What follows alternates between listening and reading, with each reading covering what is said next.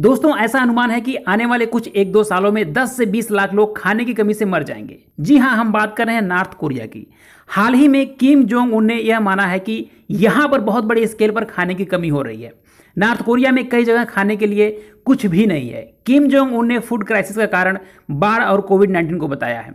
हालांकि north Korea जैसा देश दुनिया के सामने कभी ऐसा नहीं कहता कि उसकी आंतरिक स्थिति खराब है, लेकिन इस समय नॉर्थ कोरिया की स्थिति बहुत खराब है।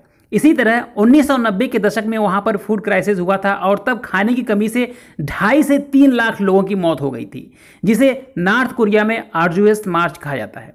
अब 2021 में वही स्थिति बन रही है और किम जोंग उन ने एक मीटिंग में वार्न किया कि हमें एक बार फिर आर्जुअस मार्च के लिए तैयार रहना होगा। तो फूड क्राइसिस के कारण वहां पर महंगाई बहुत ज़्यादा बढ़ गई है, इतना कि आप सोच भी नहीं सकते। मतलब एक सिंपल कॉफ़ी का पैकेट 7,500 रुपये के आसपास में मिल रहा है। एक छोटा सा ब्लैक टी का पैकेट लगभग 5,500 रुपये में। अगर वहां पर किसी को केला खाना है तो उसे 1 किलो केले के लिए 3 से 4,000 रुपये पे करना पड़ रहा है। यह सब कीमत आपको रुपए में बता रहा हूं। यदि हम नॉर्थ कोरियन करेंसी इन कीमतों की बात करें तो यह बहुत ज़्यादा हो जाएगा। वहां की करेंसी है वॉन। आज के डेट में करेंसी कन्वर्जन की बात करें तो 1 भारतीय रुपया कोरियन करेंसी के 12 वॉन के बराबर है। इस हिसाब से आप कैलकुलेट कर लीजिए कि वहां पर महंगाई किस सीमा पर है। ऐसी स्थिति में प्रेशर पड़ रहा है वहाँ के किसानों पर। उनसे कहा जा रहा है कि आप कैसे भी करके बड़े पैमाने पर अनाज उगाइए, जिससे कि यहाँ के लोगों को खाने की आपूर्ति की जाए। लेकिन किसानों के सामने एक बड़ी समस्या है। उनका कहना है कि ऐसी हालत में हम अनाज कैसे उगा सकते हैं जब हमारे पास फर्टिलाइजर नहीं है। फर्टिलाइजर की बहुत शॉर्टेज है। इस गंभीर परिस्थिति में वहाँ की सरकार किसानों को पर्याप्त मात्रा में फर्टिलाइजर प्रोवाइड करने की कोशिश कर रही है। हालांकि वहाँ पर फर्टिलाइजर की बहुत शॉर्टेज है। इसके लिए नॉर्थ कोरिया की सरकार ने वहाँ के किसानों को कहा है कि हर किसान प्रत्येक दिन 2 लीटर अपना यूरिन सरकार को दे। ये यूरिन फैक्ट्री में प्रोसेस करके नॉर्थ कोरिया सरकार फर्टिलाइजर बनाएगी। तो ये बात सामने आती है कि अचानक से नॉर्थ कोरिया की हालत कैसे खराब हो गई, वहाँ पर फूड क्राइसिस इतनी ज़्यादा कैसे हो गई। तो देखिए, नॉर्थ कोरिया की जो आबादी है वह 2.5 करोड़ के आसपास है। वहाँ पर 2006 में एक रिपोर्ट तैयार किया गया। इस रिपोर्ट में कहा गया कि नॉर्थ कोरिया की जो आबादी है उन्हें हर साल खाने के लिए लगभग 5.3 मिलियन टन ग्रेन यानी कि अनाज की आवश्यकता पड़ती है। लेकिन वहाँ की जो ज़मीन है वह इतनी उपजाऊ नहीं है कि इतनी मात्रा में अनाज उगा पाए। तो वहाँ के जो किसान हैं वे हर साल लगभग 4.5 मिलियन टन की अनाज उगा पाते हैं, जो ज़रूरत से लगभग 0.8 मिलियन टन अनाज कम पड़ता है। इस कमी को पूरा करने के लिए नॉर्थ कोरिया दूसरे देशों चीन, रसिया आदि देशों से अनाज खरीदता है और ऐसा नॉर्थ कोरिया दशकों से करता आ रहा है।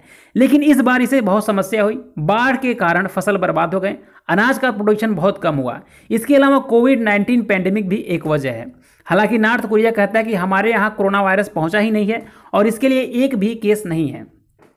ऐसा इसलिए क्योंकि उसने अपने बॉर्डर को पूरी तरह सील कर दिया है और कोई भी आइटम इंपोर्ट और एक्सपोर्ट नहीं कर रहा है।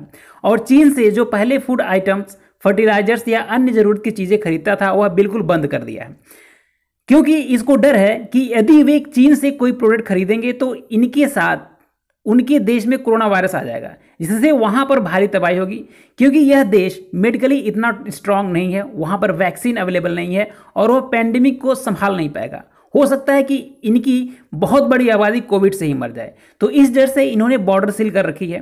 तो न्यूज़ एजेंसी और रिसर्च में यह बताया जा रहा है कि इस साल नॉर्थ कोरिया में 1 मिलियन टन अनाज की कमी होगी, जिससे वहाँ पर 20% जो आबादी है उनको खाना नहीं मिलेगा, जिस वजह से हो सकता है कि वहाँ पर 10 से 20 लाख लोगों की मृत्यु हो सकती है। तो यहाँ पर इतनी बड़ी पॉपुलेशन मरने के कगार पर है, तो दूसरे देश इनको हेल्प क्यों नहीं कर रहे हैं। तो देखिए, यहाँ पर कोई देश या संस्था नॉर्थ कोरिया को मदद नहीं कर सकते, क्योंकि नॉर्थ कोरिया पर USA, European union, UN security council आदि ने बहुत सारे प्रतिबंध लगा रखे हैं।